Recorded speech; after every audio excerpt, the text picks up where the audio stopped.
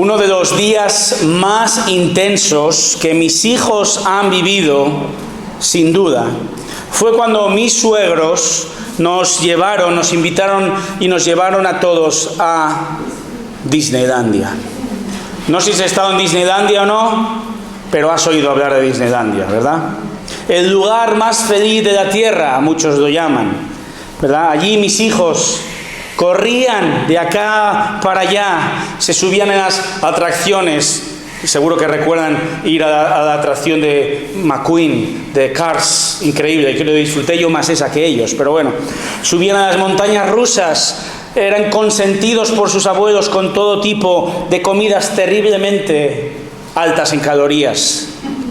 Fue un día intensísimo, realmente fueron 2 días intensos para recordar, pero lo que probablemente no recuerden mis hijos es que en medio de un día así, tan intenso, tan divertido para ellos, nosotros sus padres, que también lo pasamos bien, todo hay que decirlo, teníamos puesta toda nuestra atención sobre ellos, cuidándoles y protegiéndoles, cuidándoles de que no se cayeran, cuidándoles de que no se montaran en atracciones que no eran acordes a su edad, cuidándoles sobre todo de que no se perdieran entre la multitud que había allí.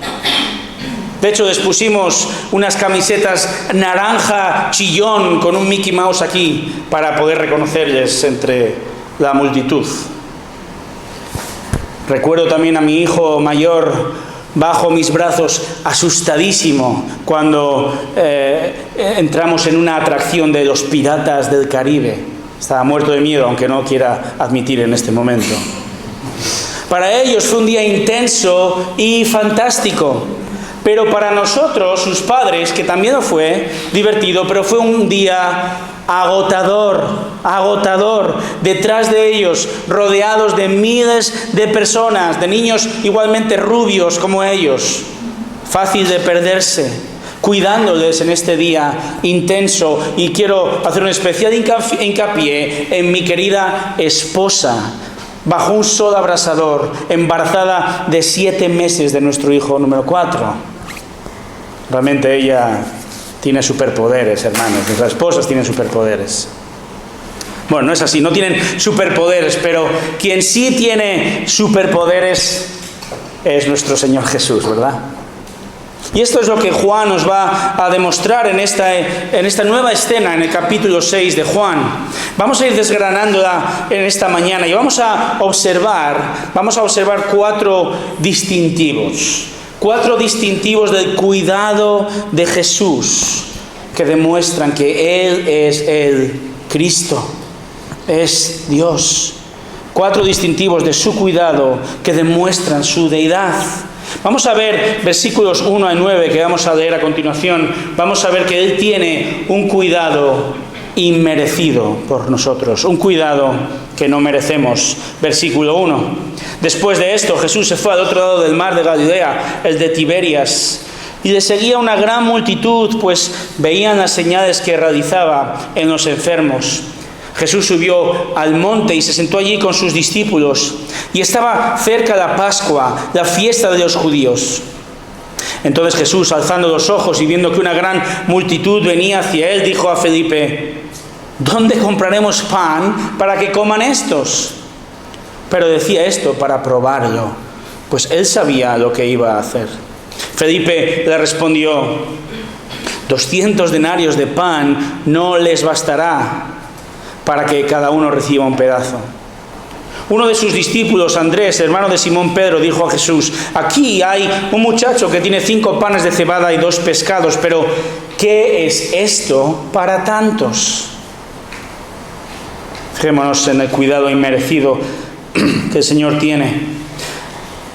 El versículo comienza del 1 con esta expresión: después de esto. Y este versículo apenas provee información, pero estamos hablando de por lo menos 6 meses entre los sucesos del capítulo 5 y esta escena del capítulo 6, que por cierto aparece en los 4 evangelios. Y es que estamos hablando probablemente del milagro más atestiguado de los que Jesús realizó, a un mayor número de personas, y todo esto para demostrar su poder divino. Un poder, como vamos a ver, puesto al servicio y al cuidado de las personas, aunque no lo merecían. El poder que Jesús va a desplegar, hermanos, es misericordioso.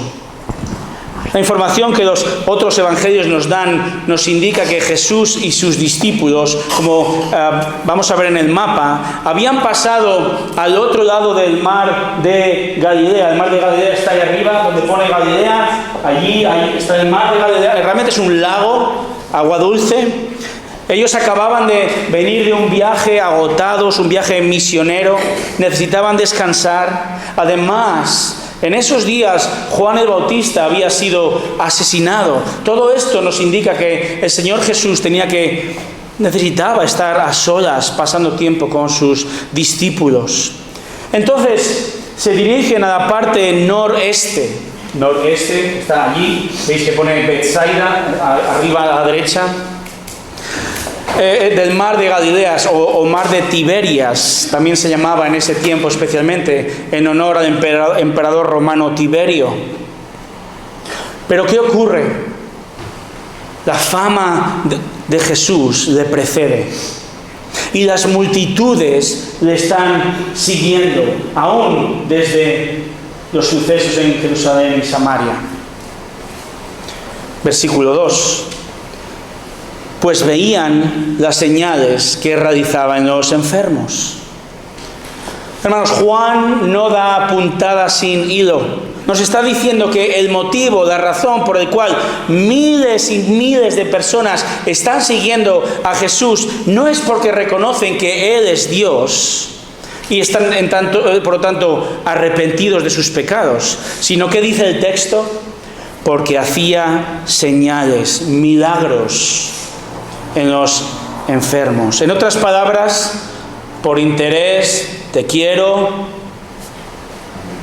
Jesús en este caso, ¿verdad? Por interés, te quiero, Andrés, le seguían por mero interés. Recordad el capítulo 2, versículo 23.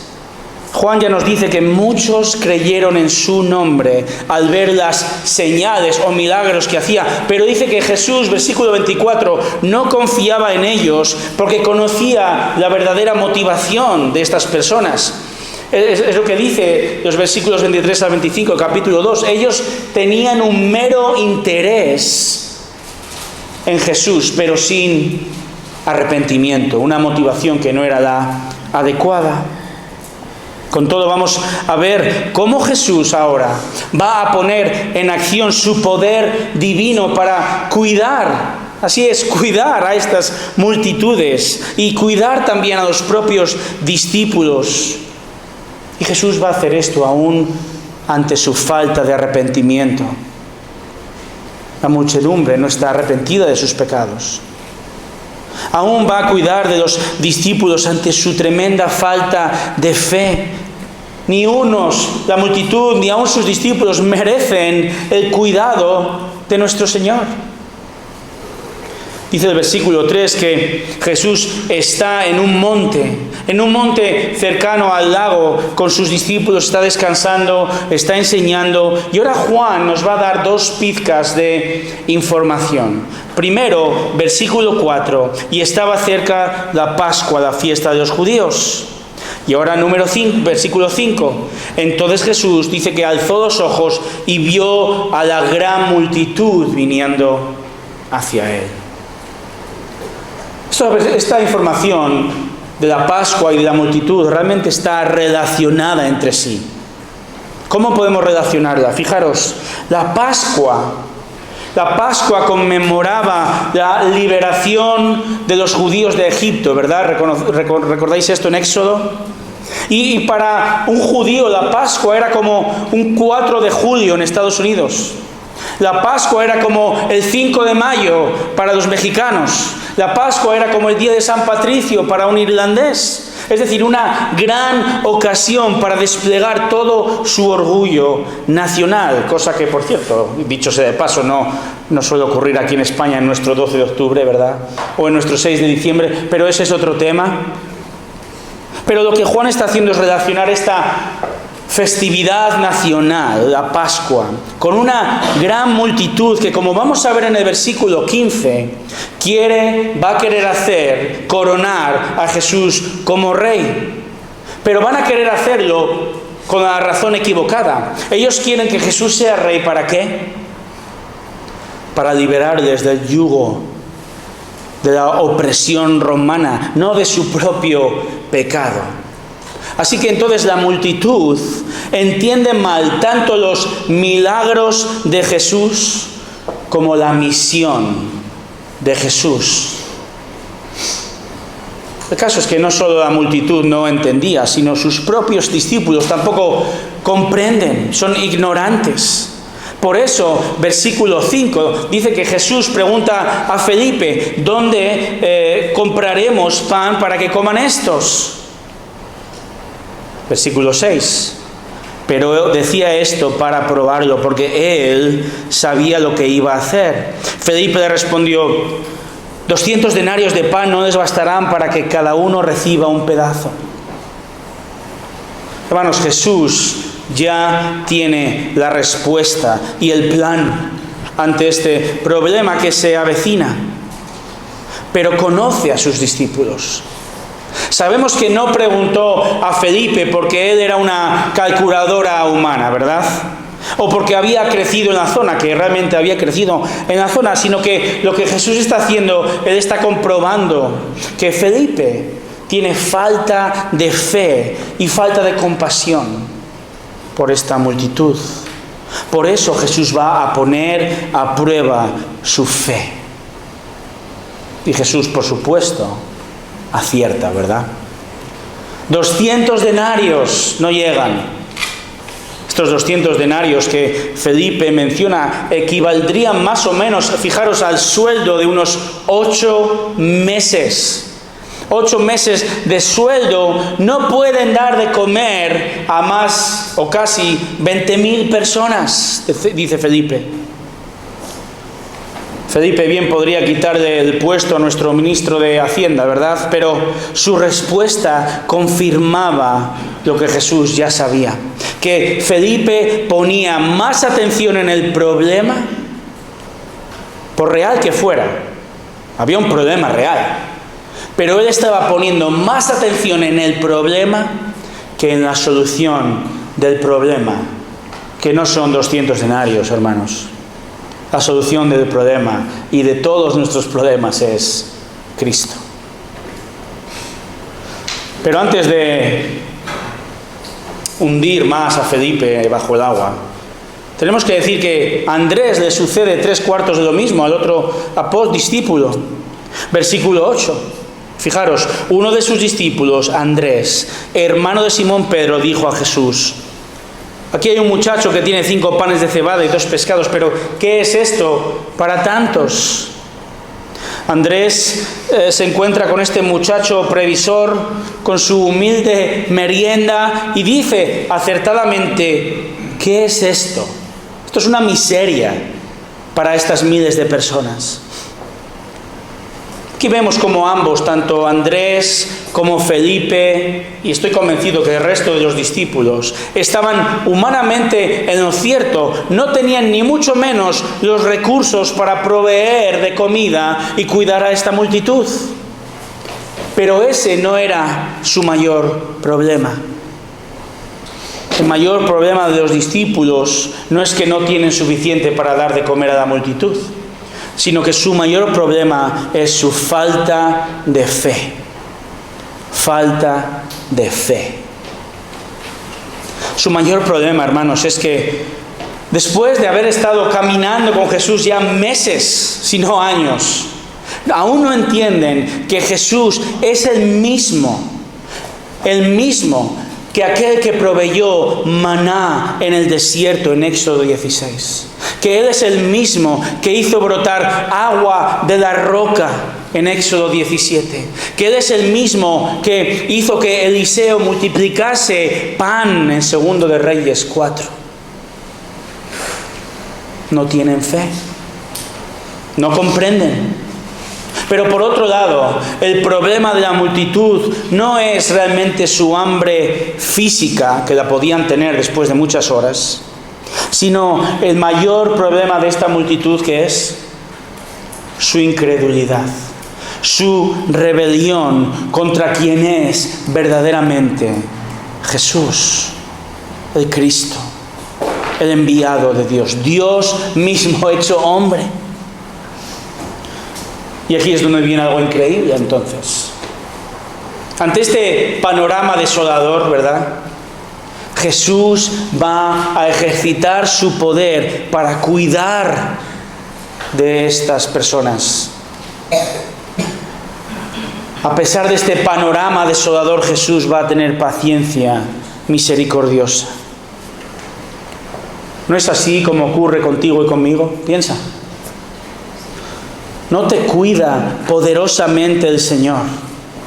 ¿No nos cuida a ti y a mí a pesar de nuestra fe? ¿Puedes decir amén a esto? No es tan fácil decir amén a esto. Pero el Señor cuida de ti y cuida de mí a pesar de mi falta de fe. A pesar de que a menudo nos ahogamos en un vaso de agua. No nos cuida el Señor inmerecidamente cuando intentamos encontrar soluciones en nuestras propias fuerzas y nos olvidamos de que Él es el Dios todopoderoso que nos ama y nos cuida.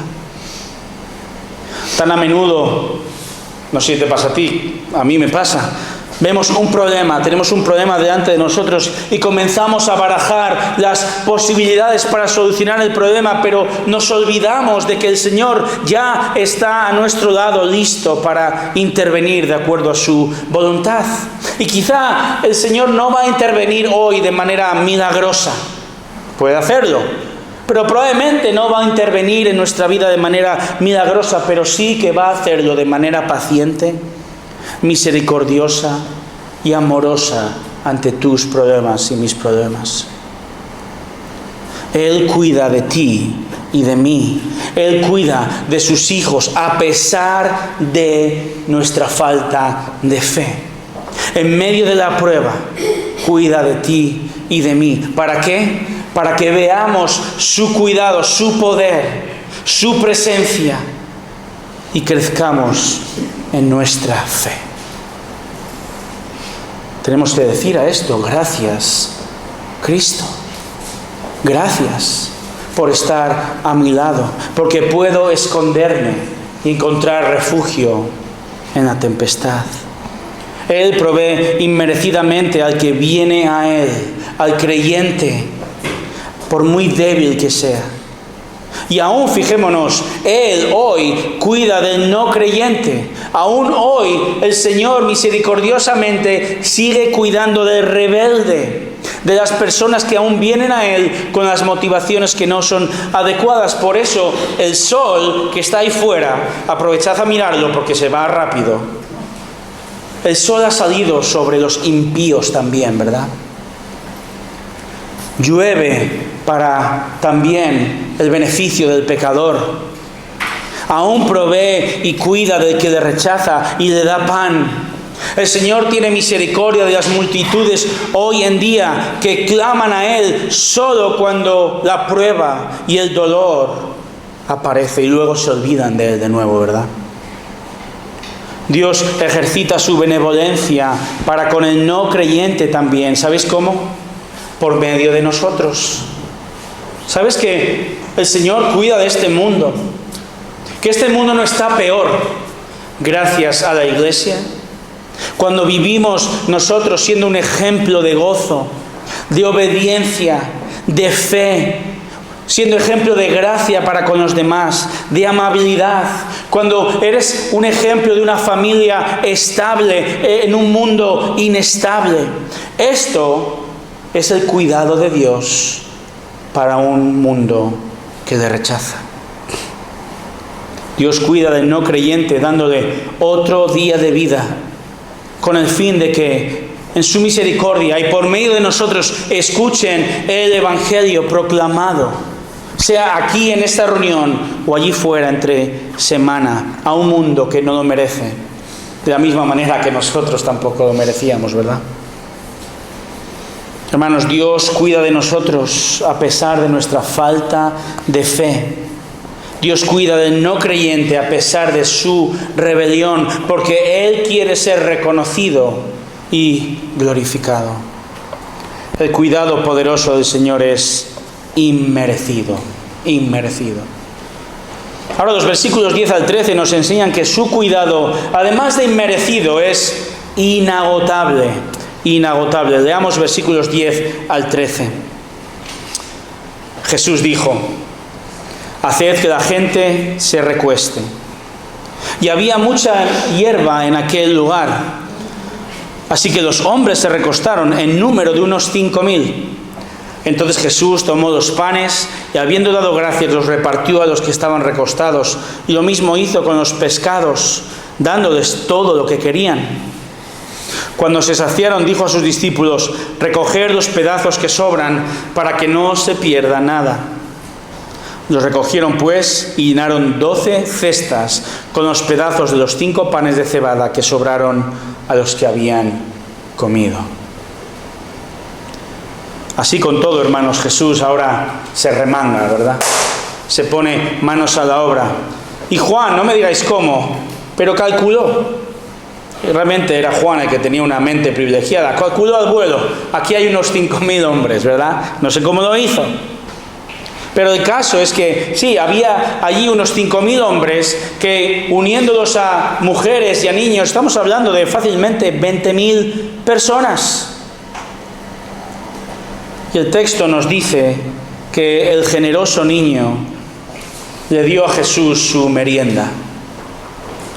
Y es aquí donde vemos desplegado el increíble e inagotable poder de Jesús. Dice el texto que de 5 panes de cebada y 2 pescados, versículo 11, dice al final que les dio todo lo que querían. La multitud quedó, versículo 12, totalmente saciada. Sobraron incluso 12 cestas de comida que los 12 discípulos recogieron. Menudo milagro, ¿verdad? Ahora, antes de proseguir, hay que especificar, porque hablamos normalmente de milagros, aún en nuestro lenguaje diario, ¿verdad? Mi equipo ganó de milagro. De milagro. O si eres padre o madre y has visto a tu hijo nacer, ¿qué vas a decir? ¿Qué decimos? Tremendo milagro de la vida, ¿verdad? Esto es un milagro. Es increíble, ¿verdad? El milagro de la vida, nuestros hijos. Pero un milagro en el sentido más estricto de la palabra es lo siguiente. Un milagro es un acto de Dios que excede las leyes creadas por Él mismo. Algo que rompe por completo toda ley física y química en este mundo. Son momentos sobrenaturales, inexplicables racionalmente, aunque realmente podemos decir que la razón nos dice que Dios está actuando. Y definitivamente, hermanos, que 20,000 personas coman hasta saciarse de 5 panecillos y 2 sardinillas, vamos a decir, no hay matemático que pueda dividirlo de tal manera. Yo pensaba, ni mi abuela. Nuestras abuelas que hacían milagros, ¿verdad?, con un par de ingredientes y daban de comer a toda la familia hasta saciarnos. Ni ellas podrían hacer esto. ¿Por qué? Porque este milagro, primero, nos apunta a la deidad de Jesús. Él es Dios. Y el Antiguo Testamento, Isaías 29 y 32 y 35, ya dice que el Mesías va a hacer milagros, como está ocurriendo. este milagro apunta a la deidad de Jesús, pero segundo, también nos demuestra la provisión de Jesús. El poder de Jesús, hermanos, su cuidado es inagotable. Dios es tremendamente generoso. Dios cuida de ti y de mí, hermano, hermana. Fijaros, algo muy interesante. Venid conmigo al Salmo 78. Vamos a pasar por encima. Pero el Salmo 78 ilustra esta realidad. Este Salmo 78 expresa cómo Dios, con sus recursos inagotables, ha cuidado de su pueblo. Y Dios cuidó de su pueblo en el Salmo 78, como nos dice, a pesar de su propio pecado. Así, versículo 11 del Salmo 78 dice que Israel olvidó los milagros que Él les había mostrado a lo largo de la historia. Israel olvidó las maravillas de Egipto. Versículo 13, cómo dividió el mar. Versículo 14, cómo Dios guiaba al pueblo con una nube de día y una columna de fuego de noche. Tremendo milagro. Versículo 15 nos dice cómo partió las rocas en pleno desierto para darles agua abundante. Fíjate lo que dice en el versículo 24. Él hizo llover sobre ellos maná para comer. Les dio comida del cielo. Pan de ángeles comió el hombre. Dios les mandó comida hasta saciarlos. Versículo 27. Incluso hizo llover del cielo carne. Aunque, versículo 40. ¿Cuántas veces se rebelaron contra Él? Una y otra vez. Y sí, el Señor castigó justamente a muchos de ellos por su pecado, pero con todo, Él cuidó de su remanente, del fiel. El Señor ha cuidado a su pueblo escogido a través de la historia. ¿De qué manera? Fijaros, continuamos en el Salmo 78. Mirad lo que dice el salmista, versículo 68. ¿Cómo ha cuidado Dios a su pueblo a pesar de su pecado? Dice que escogió a la tribu de Judá, el monte de Sión, que Él amaba, allí donde está Jerusalén. Y allí puso, versículos 70 y 71, a un hombre. ¿Cómo se llama este hombre? ¿Qué dice el texto? David. El Señor puso a David, un hombre conforme a su corazón, que pasó de cuidar corderitos a cuidar a su pueblo Israel. Un hombre puesto para cuidar física y espiritualmente al pueblo de Dios. Pero fijaros bien, David, por muy buen rey que fue, no fue el rey perfecto, no era el Mesías esperado, sino que, como dice Pablo en Hechos 13:23, que de la descendencia de este hombre, de David, conforme a la promesa, Dios ha dado a Israel un Salvador, Jesús. Así cuidó Dios a su pueblo. Dios nos ha dado al perfecto David, al Rey Jesús, que en esta escena en Juan capítulo 6, en carne y hueso, está cuidando de la multitud, obrando milagros de nuevo, a pesar de su duro corazón. Y sus milagros tienen un poder interminable. Su provisión y su cuidado, hermanos, es inagotable. Amén. La pregunta es la siguiente ahora. ¿Valoras el cuidado generoso de Dios para contigo? ¿Valoramos el cuidado de Dios? Quizá valoraríamos más el cuidado del Señor si Él hiciese milagros como este cada día, ¿verdad? ¿Te imaginas? Estás necesitado, estoy necesitado. Abro el frigorífico y lleno. Lo abro de nuevo unos días después, lleno otra vez. Ya nos gustaría, ¿verdad? Sobre todo con esta inflación que estamos sufriendo, hermanos. Pero nos ocurre lo contrario, al menos a mí. Cada vez que abro el frigorífico, hermanos, especialmente cuando mis hijos andan merodeando por allí, ¿sabéis lo que pasa? Vacío, y más vacío, y más vacío. A veces esperamos un milagro, hermanos, que nos libre de los problemas. Y sí, Dios puede hacer milagros, sin ninguna duda, pero tan a menudo esperamos el milagro, pero olvidamos y no damos gracias por lo cotidiano. ¿No es cierto esto? Muchas veces no valoramos lo que ya tenemos. No nos damos cuenta de que nuestro Señor ya nos cuida en la rutina día tras día. Haz memoria, haz una lista de todo lo que tienes y dime si no es cierto que el Señor cuida de ti, aunque no tengas el frigo lleno. Y esta lección, yo fui mucho más consciente de esta realidad, de el cuidado del Señor en la rutina, en este periplo que tuvimos como familia buscando casa este verano de nuevo.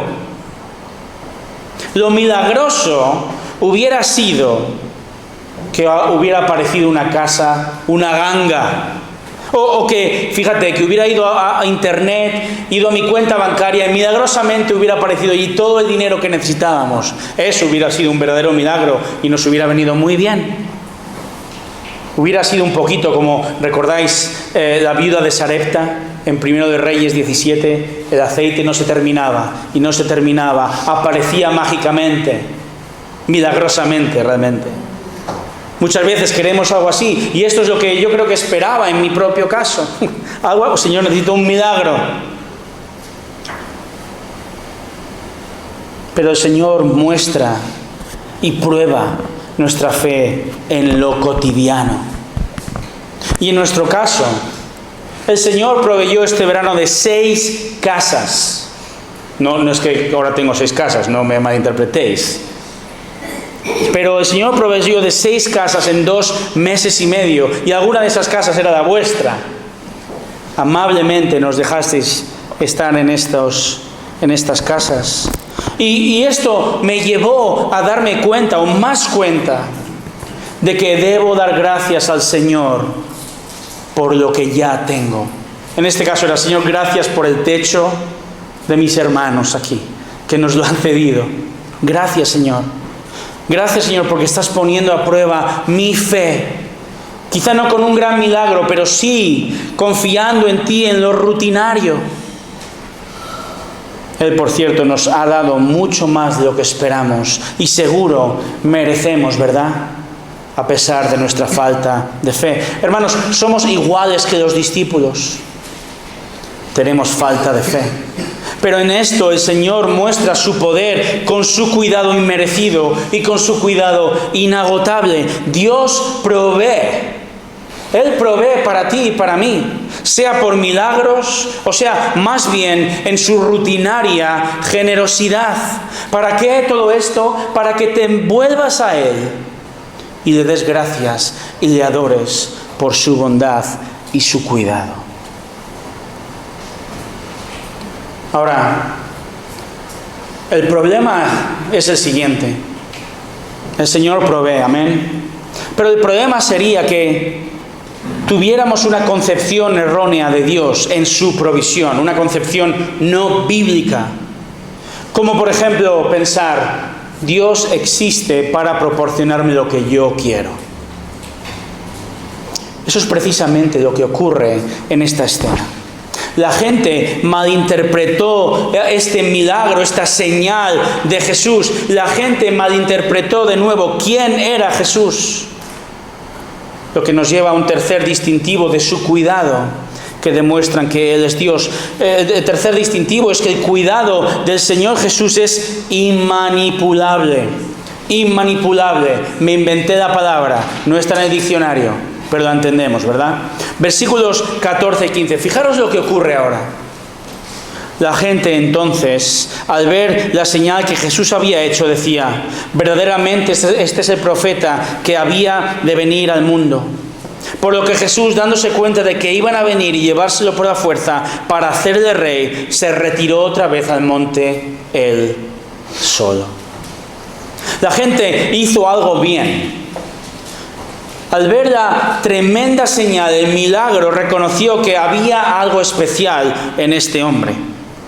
También hicieron bien en recordar un texto en Deuteronomio 18:15 que escribió Moisés. Moisés escribe: un profeta de en medio de ti, de tus hermanos como yo, te levantará el Señor tu Dios, a él oiréis. Y de la misma manera que Moisés había alimentado a la gente y los había liberado, sacado de la esclavitud de Egipto, ahora esta multitud hacía una conexión y veían un nuevo y mejor Moisés, un Moisés 2.0,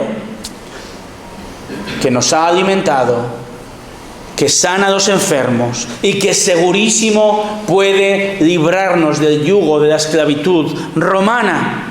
Entonces identificaron correctamente a Jesús con el profeta. Pero fijaros, no hicieron lo que dice al final del versículo 15 en Deuteronomio 18, porque Moisés dice ahí: a él oiréis. Y la multitud, hermanos, no quería oír realmente a Jesús, sino oírse a ellos mismos y ver a Jesús como un medio para sus propios fines. A ver a Jesús no como el Salvador y el perdonador de sus pecados, sino como el Salvador de la tiranía romana. La gente vio y experimentó la señal que Jesús realizó, pero no percibió su significado real. ¿Cuál era el significado real? Demostrar que Él es el Cristo y arrepentirse de su pecado. De hecho, justo cuando Jesús, en la siguiente escena, más adelante veremos, comienza a decirles que ellos le buscan porque quieren pan, versículo 26, pero que Él es el verdadero pan de vida, versículo 35, Él es el único que puede dar vida eterna y saciar su alma. ¿Sabéis lo que ocurre? Que la multitud le rechaza. Eso pasará mañana. Mañana, según el texto, una cronología bíblica. Pero hoy, esta multitud está pasando un día intenso, está pasando un Disneylandia en el siglo I. Están escuchando a un hombre muy sabio que les lleva de picnic, les da de comer hasta saciarse, sana a los enfermos. Ríete de la seguridad social. Este hombre merece ser rey. En pleno 4 de julio judío, sus sentimientos nacionalistas con la Pascua están a flor de piel y tiene ahora delante de ellos a un hombre que perfectamente tiene que ser el rey, el libertador. Este hombre podría liderar hoy mismo una guerrilla de 5.000 hombres contra el dominio romano. Esto nos lleva a pensar, por cierto, que una puerta abierta, como decimos tan a menudo, el Señor abrió la puerta. Bueno, está bien decirlo, pero una puerta abierta con mala teología es sinónimo de desastre, como ocurre aquí. Pero Jesús no puede ser manipulado. Indudablemente la Biblia dice que Él cuidará a su pueblo como el Rey perfecto que es, pero ese no era el momento. De hecho, que Jesús hubiera establecido el reino celestial en la tierra, si Jesús lo hubiera establecido en ese momento, hubiera pecado. Y eso es precisamente lo que Él evitó en la tentación ante Satanás, establecer su reino. ¿Por qué? Porque antes del reino viene la cruz. Como dice un autor, antes de que pudiera ser el león de Judá reinante, debía ser el cordero que quita el pecado del mundo. Por eso Jesús se retira al monte solo. Y la multitud no va a captar esto, pero Jesús está cuidando al pueblo en su ignorancia y necedad. Les está protegiendo de su mala teología, de que le vean como quien no es. El evangelista Mateo, capítulo 14, versículo 22, dice que Jesús también separó a los discípulos de la multitud, haciéndoles volver a la barca. Y creo que realmente separó a los discípulos de la multitud para que ellos no cayeran en esta absurda realidad, en este error de hacerle rey tempranamente. Jesús buscaba un corazón arrepentido, no un corazón embravecido. El cuidado de Jesús es inmanipulable. Y esto, hermanos, podemos aplicarlo hoy, debemos aplicarlo a aquellos líderes de iglesias, quizá pastores, evangelistas o predicadores que están presentando a Jesús simplemente como la solución express a tus necesidades. Salud, dinero, autoestima. Hermanos, esto no es más que un manipulativo mercadeo espiritual. Es darle a la gente lo que quiere oír, no lo que la Biblia dice.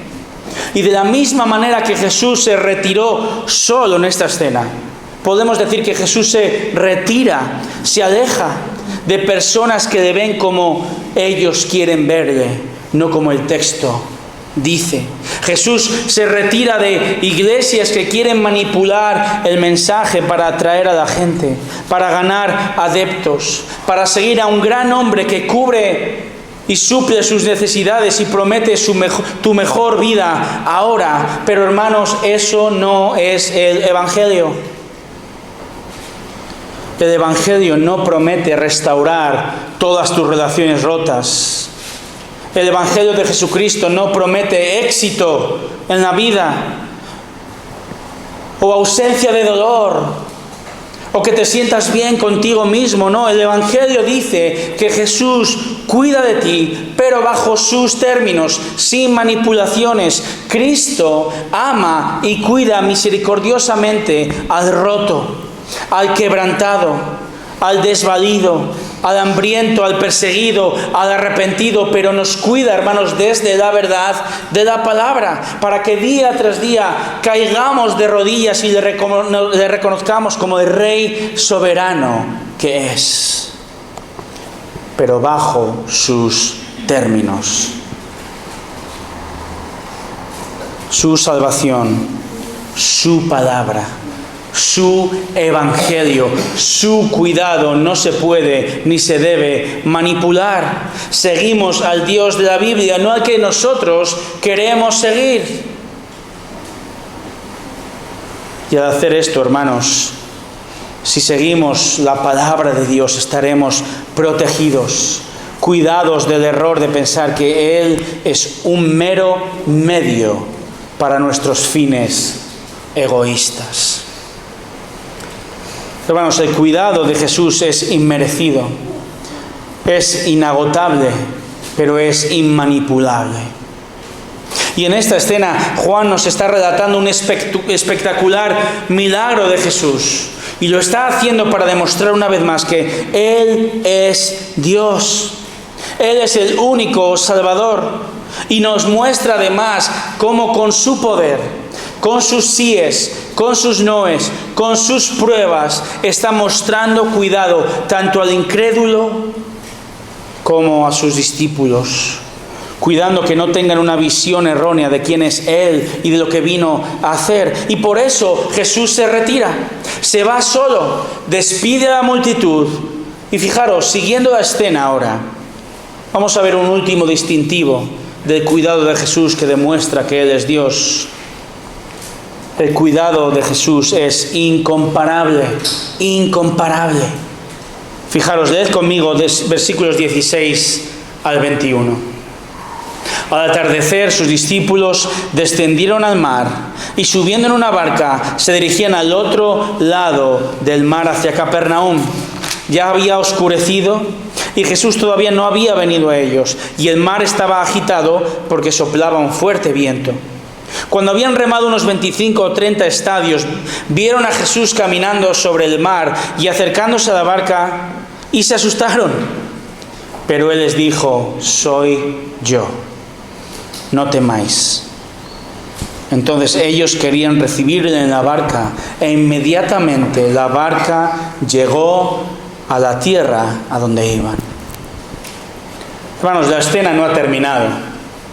Después de un día intenso y emocionante, con enseñanza, con un gran milagro, después de un día donde a ojos de los propios discípulos parecía que la promesa del reino estaba más cerca y a punto de consumarse con su maestro, después de un gran día llega la noche. Jesús está en la montaña solo, orando. Nos dice Marcos 6. Y los discípulos, por orden de Jesús, se suben a la barca. Estamos hablando de unos expertos marineros que tenían que navegar de este a oeste ni unos 10 kilómetros. Nada que no hubieran hecho muchas veces. Era un lago que conocían como la palma de su mano. Pero hermanos, la intención de Jesús aquí es la de enseñarles que aún no han entendido lo que Jesús hizo con los panes y los peces. Jesús quería que crecieran en fe ante el Dios encarnado. Fijaros, el mar de Galilea, este lago al norte de Israel, está a una profundidad. No el lago tiene una profundidad, sino que se encuentra a 200 metros por debajo del nivel del mar. Y en esa zona, esas colinas se erigen 700 metros por encima. Lo que quiero decir es que es una zona propensa a grandes tormentas y vientos. Y así, hermanos, en un abrir y cerrar de ojo, se levanta un fuerte viento. El mar, dice el versículo 18, que se encrespa, se agita. Los discípulos ahora van a estar horas remando. De hecho, si leemos en los otros evangelios, vamos a concluir que por lo menos llevan remando 8 horas. Vaya brazos que tenían, ¿verdad? 8 horas.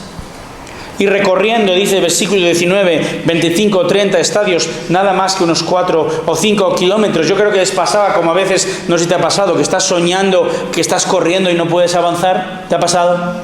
Eso es lo que estaba pasando con ellos. No habían apenas avanzado nada. Están agotados, a merced de la terrible tormenta que providencialmente había llegado y que Jesús va a usar para mostrar su incomparable poder y su cuidado para con ellos. Versículo 19. Y de repente vieron a Jesús caminando sobre el mar y acercándose a la barca. ¿Y qué ocurrió? Se asustaron. ¿Te imaginas? En medio del mar, de este lago grande, en una tremenda tormenta, desorientados en la oscuridad. No es que podían ver las farolas de Capernaum, ¿verdad? No sé tú, pero yo pensaría, Jesús, ¿dónde estás? Bueno, no lo pensaría, lo gritaría. ¿Dónde estás, Jesús? Jesús, hermanos, está permitiendo que ellos pasen por una situación angustiosa para mostrarles que Él sigue cuidando de ellos con su poder, esté Él presente físicamente o no. Así de repente, versículo 19, aparece una figura andando sobre el agua. Una figura a sus ojos un tanto fantasmagórica, más propia de Halloween que acabamos de pasar que de un texto bíblico, como dicen Mateo y Marcos. Ellos gritaban de terror diciendo un fantasma. ¿Te imaginas el susto? Aunque hay que decir, Juan no lo menciona, él obvia este detalle, porque Juan él se interesa que sepamos no tanto del miedo de los discípulos que lo tuvieron y dice que estaban asustados, sino Juan quiere que entendamos del tremendo alivio que es y del cuidado que Jesús proporciona. Versículo 20. Fíjate lo que dice el texto. Pero Él les dijo, soy yo, no temáis. ¿Vemos esto? Jesús calma su miedo cuando se da a conocer. Jesús calma tu miedo cuando se da a conocer. Él está mostrándoles una vez más su tremendo poder sobre los elementos, sobre toda ley física. Jesús está flotando sobre el agua, ¿te has dado cuenta? Pero de nuevo, aunque esto es increíble, aunque acaba de dar de comer a 20.000 personas, y esto es un tremendo milagro, no cometamos el mismo error que la gente cometió, enfocándose en el milagro en sí, cuando lo que el Señor quiere es que nos enfoquemos en el dador, en el realizador del milagro. Él quiere que te enfoques en aquel que calma tu miedo cuando le conoces más y más. Con aquel que te dice, soy yo, no temas. Soy yo, el Dios del Antiguo Testamento, el poderoso Dios. Soy el que provee y cuida. Soy el único que puede hacer estas señales.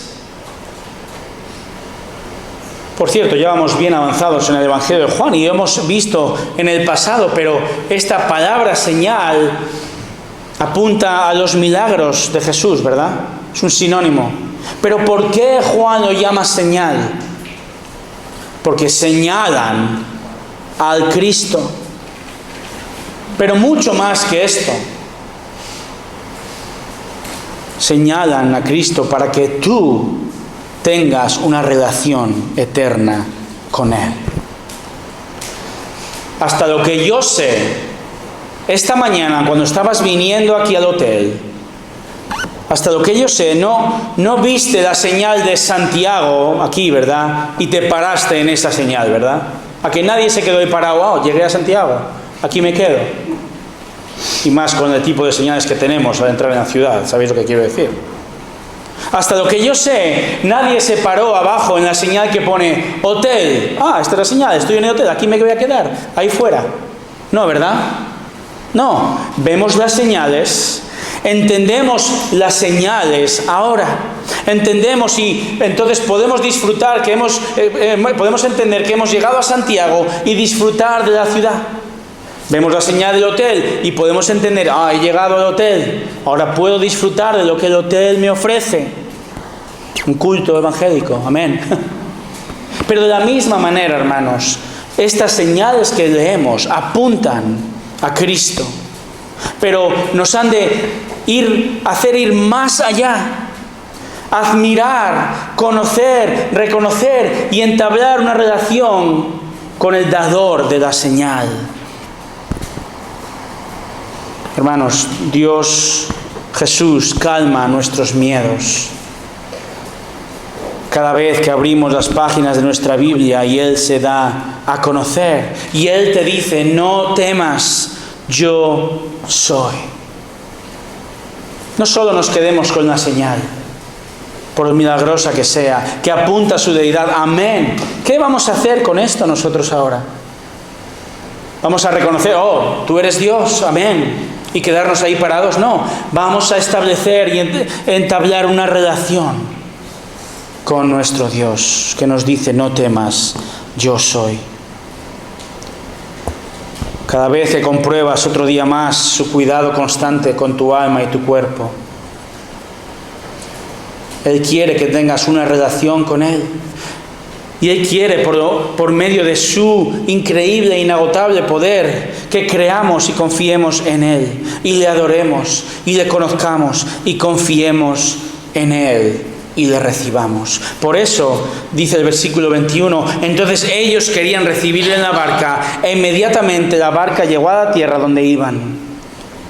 Por cierto, no sé si lo has notado, aquí hay otro milagro más. Dice que la barca llegó inmediatamente a tierra.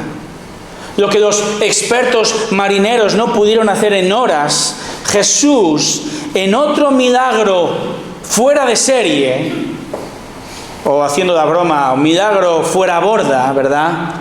Hizo que la barca llegara instantáneamente a tierra. Yo no sé si has montado en barca, estamos en zona costera, entonces probablemente más que yo. Yo me acuerdo perfectamente, yo nacido y crecido en León, en el secano, en el interior, no fui mucho en barca, pero recuerdo estar con la familia de mi esposa, una familia que creció también en zona costera de muchos lagos. Estábamos en una lancha en medio de un lago muy grande, y de repente se desató un fuerte viento. Y recuerdo, yo estaba intentando aparentar ser más fuerte de lo que era. Todavía estaba de novio con mi futura esposa, entonces tenía que aparentar más. Pero realmente es increíble cómo en un lago pueden desatarse esas tormentas, esas fuertes y grandes olas que hacían que cruzaban o se imponían sobre la lancha. Y yo ahí sujeto, intentando aparentar más de lo que realmente tenía por dentro, ¿no? Entonces, qué tremendo placer fue y descanso para mí llegar a tierra. Eso fue lo mejor de ese viaje para mí.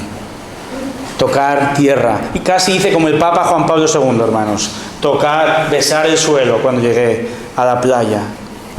Hermanos, en todo este increíble día que hemos visto, Jesús milagrosamente ha dado de comer a 20.000 personas. Ha andado sobre el agua. Ha llevado la barca a tierra inmediatamente. También sabemos que calmó la tormenta en Marcos 6. Mateo 14 nos dice que dejó que Pedro anduviese sobre el agua, al menos un trocito, ¿verdad? Vaya día. Mejor que Disneylandia. Si todas estas señales no señalan al único Dios, ¿qué va a hacerlo? Pero hermanos, estos milagros apuntan al Cristo, que además vemos cómo está desplegando su poder incomparable con el fin de cuidar de forma incomparable a los suyos. Usemos ahora el mismo lenguaje que hemos leído aquí. Puedes decir con certeza en tu vida que en las tormentas de tu vida, en las pruebas que tienes, quizá pasando hambre, quizá pasando miedo, quizá con tu falta de fe, quizá en medio de una constante enfermedad, puedes decir que no hay prueba, que no hay peligro que Dios no haya soberanamente ordenado y del que no sea consciente, y que Él cuida de ti. Puedes decir: Señor, en mi dolor, en mi prueba, tú cuidas de mí. A pesar de que a veces parece que estás ausente, a pesar de que a menudo clamamos: ¿dónde estás? Hermano, hermana, Dios está contigo en la prueba. Él tiene todo el poder, Él es incomparable, y Él pone a tu disposición este poder para tu cuidado y para el crecimiento de tu fe. Son muchos los que a lo largo de la historia han intentado explicar de manera racional o científica muchos de los milagros que vemos en la Biblia. Seguramente habrás leído muchas veces acerca de esto, o habrás visto el último documental de National Geographic, ¿verdad?, acerca del tema. Estaba leyendo esta semana acerca de un psicólogo de Cambridge, que asegura que Moisés vio la zarza ardiendo porque estaba en una zona volcánica, y que oyó la voz de Yahvé, de Dios, porque realmente había tomado un alucinógeno. Yo pensaba, bueno, el que ha tomado un alucinógeno ha sido el psicólogo de Cambridge, en realidad. Hay gente que dice, científicos que aseguran que la plaga o el agua del Nilo convertida en sangre se debió a la proliferación de un alga. O que realmente el pueblo de Israel no cruzó un mar rojo abierto de par en par, sino que lo cruzó por una zona mucho menos profunda, y que coincidió justo que había un viento tremendo que lo secó todo. El propio milagro de Jesús andando sobre el agua, hay muchos que afirman que realmente lo que ocurría es que Jesús estaba en la playa, cuando realmente y claramente el texto dice que la barca estaba en medio del agua, a kilómetros de distancia. O hay otros que dicen, he leído esta semana, que realmente lo que ocurrió es que Jesús caminó sobre hielo. Hielo. Aunque me cuesta mucho armonizar el hielo en medio de una época donde había mucha hierba verde, como dice el texto, una primavera. La realidad es esta, hermanos. Nosotros los cristianos creemos con fe que solo Jesús puede hacer milagros porque Él es Dios. Creemos literalmente lo que la Biblia dice, aunque muchas veces no podemos dar una explicación racional, es cierto. Creemos que estas son señales que fueron dadas en el Antiguo Testamento para mostrar al pueblo su poder, su presencia, su divinidad, pero en el Nuevo Testamento igualmente para mostrar el poder y la divinidad y la presencia del Dios hombre, Jesús. Y lo increíble de todo, querida iglesia, es que con esto bastaría. ¿Sabes qué? Basta con esto.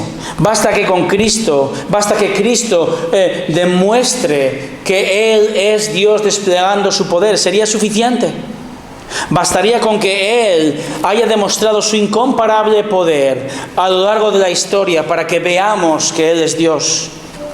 Lo increíble entonces de todo esto es que Él haya usado y use su poder para mostrar su cuidado amoroso con nosotros.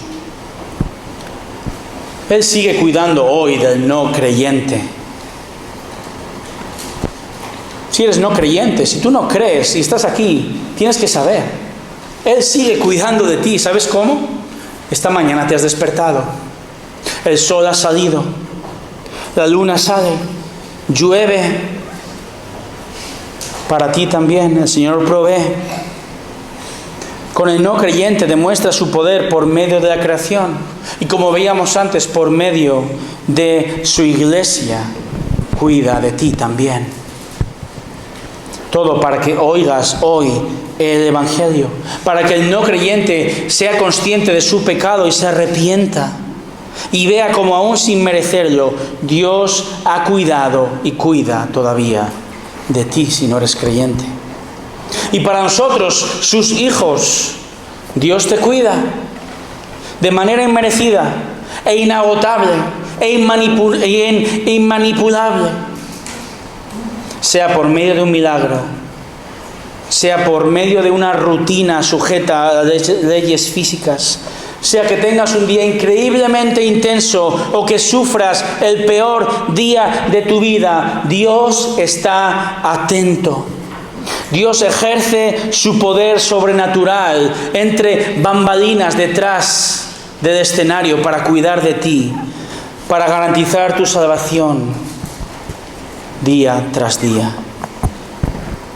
Recordemos quiénes somos. Somos adoptados gracias a la mayor muestra de amor y poder, al mayor milagro que hayamos visto, la muerte de Jesús y su resurrección que nos da vida. Por tanto, termino con el texto de Pedro, 1 Pedro 5:7. Echa toda tu ansiedad sobre Él, porque Él tiene cuidado de ti.